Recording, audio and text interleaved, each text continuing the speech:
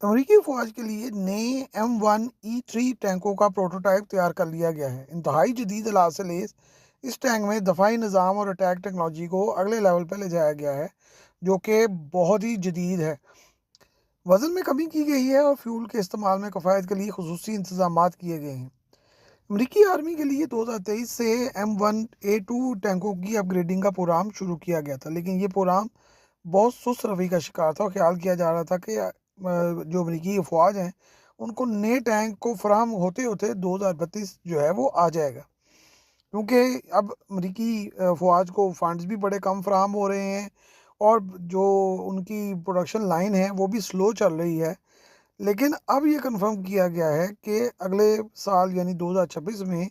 अमरीकी फ़ौज को आहिस्ता आहिस्ता M1E3 टैंक जो हैं वो फराहम किए जाएंगे। पहले फेज़ पे इनमें टेस्टिंग होगी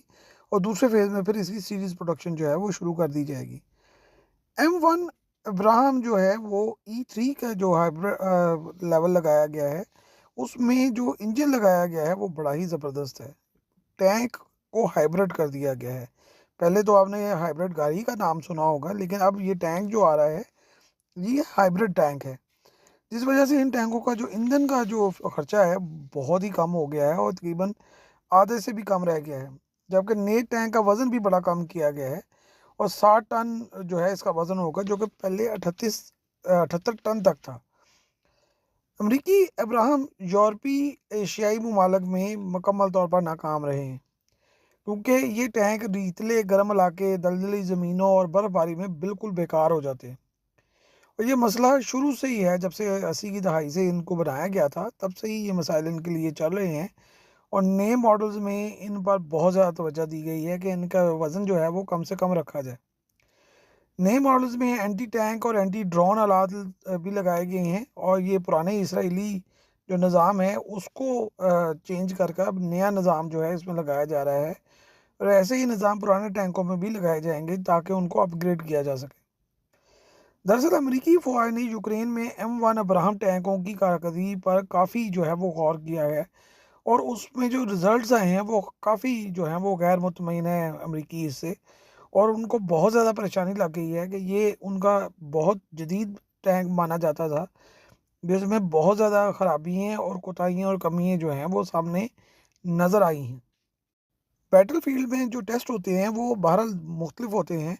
तो अब मुकम्मल जंग में जब यूरोप में इसको इस्तेमाल किया गया है तो M1 अब्राहम टैंक जो हैं वो बड़े ही नाकाम टैंक जो हैं वो बनकर सामने आए।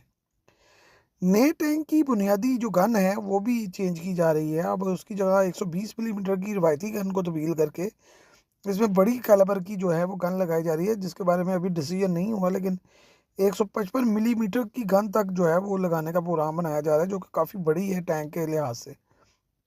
इस टैंक में इंतहाई जदीद इलेक्ट्रॉनिक आलात और इवन रडार भी लगाए गए हैं। हर मौसम दिन रात में काम करने की सलाहियत भी पैदा की गई है और इसका जो टैंक का राब्ता है वो सैटेलाइट से हर वक्त रहता है और तमाम जो इंफॉर्मेशन है ग्राउंड की वो बराह रास्त सैटेलाइट से भी ली जा सकती है।